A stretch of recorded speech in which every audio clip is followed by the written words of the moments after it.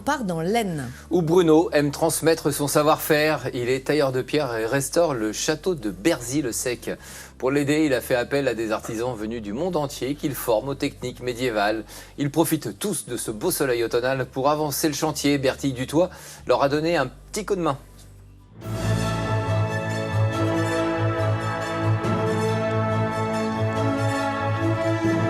Le château a constitué pendant très longtemps un terrain de jeu pour nous, enfants du village. Bienvenue dans l'Eldorado des passionnés d'artisanat médiéval dans les Hauts-de-France.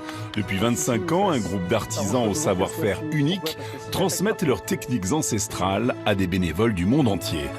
C'est de la transmission aussi, de génération en génération, de siècle en siècle. Et on se plonge un peu dans l'histoire aussi.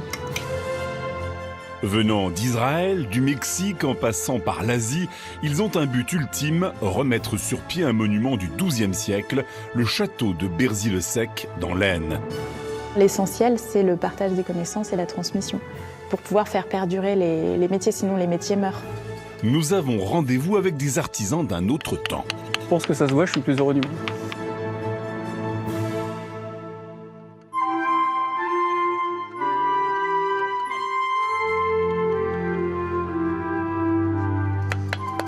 Bon, mon Bertrand, Oui.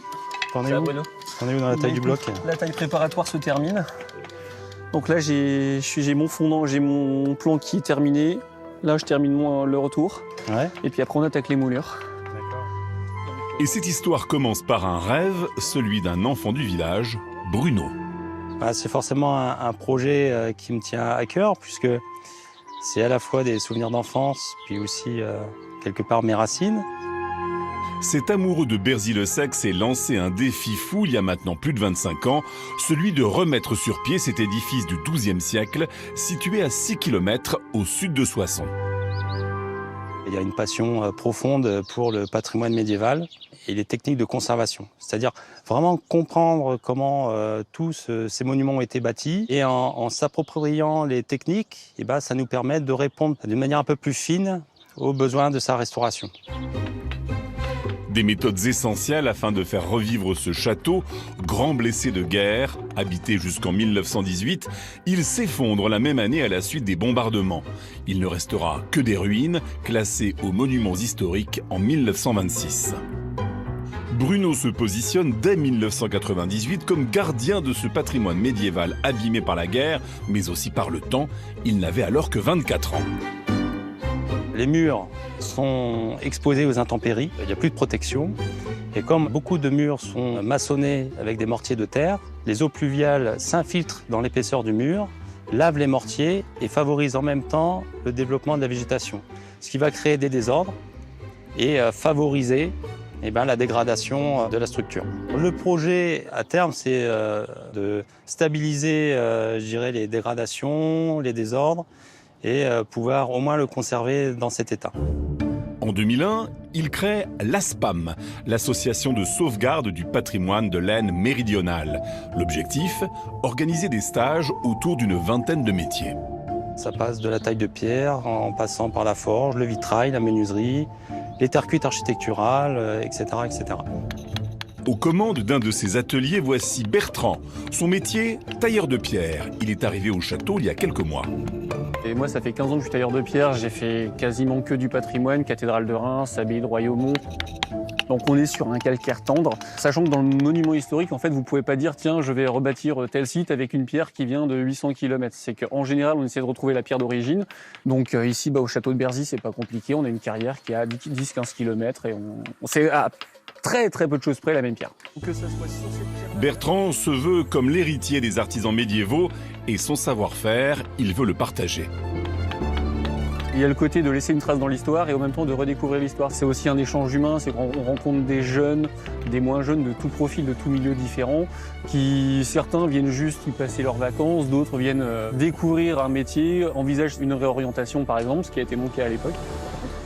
Quand tu prends comme ça, si tu tailles de face, tu risques de faire des creux des bosses parce que tu vois pas où tu vas. Alors que si c'est là où tu tailles à 45 en fait. Tu rentres et dans ta pierre et tu dépasses un petit peu, donc tu utilises ton trait comme référence. Ouais, c'est mes premières heures. Okay. Je suis bébé en taille de pierre. J'ai naturellement un amour du patrimoine Et en fait, je me suis dit, tiens, j'ai envie d'apprendre. En même temps, ça me fait découvrir une région que je ne connais pas. Et en plus, Berzy-le-Sec, que je ne connais pas du tout. Et un lieu magnifique, un château magnifique, qui est plein de projets. Donc c'est enthousiasmant quand il y a des projets, il y a de l'avenir, quoi. En contrebas du château, voici l'église du village. Ici, sous une lumière féerique, des femmes s'appliquent à raconter l'histoire du château grâce à l'art du vitrail. Pour les guider, Céline, 37 ans, une amoureuse de l'art du verre depuis toute petite. Moi, c'est une façon de valoriser mon métier et aussi, je trouve ça fantastique que des gens qui n'aient jamais touché une pièce de verre arrivent à peindre dans le style du XIIe siècle au bout d'une semaine. Alors nous, dans l'église, on est un peu excentrés. Et on l'est encore plus quand il fait pas beau, parce que l'église garde la fraîcheur. Donc évidemment, l'été, quand tout le monde a chaud, là, on a beaucoup de visites parce que les gens aiment bien se mettre au frais. Et en hiver, on se retrouve un petit peu seul, ouais. Mais on nous apporte des cafés, donc ça va. Au-delà de leur beauté, les vitraux sont de vrais livres d'histoire. Afin de reprendre la relève et de comprendre les méthodes ancestrales, Bruno et son équipe s'inspirent des plus grandes collections de vitraux du monde, dont celle de la cathédrale de Chartres. Pour nous, évidemment, c'est une inspiration, d'autant qu'on va retrouver des outils qui ont été représentés et qui étaient utilisés à cette époque-ci. Et comme on est sur ce référentiel-là, ça nous intéresse grandement. Après une journée de travail, il est temps pour nos artisans de se retrouver autour d'un bon repas.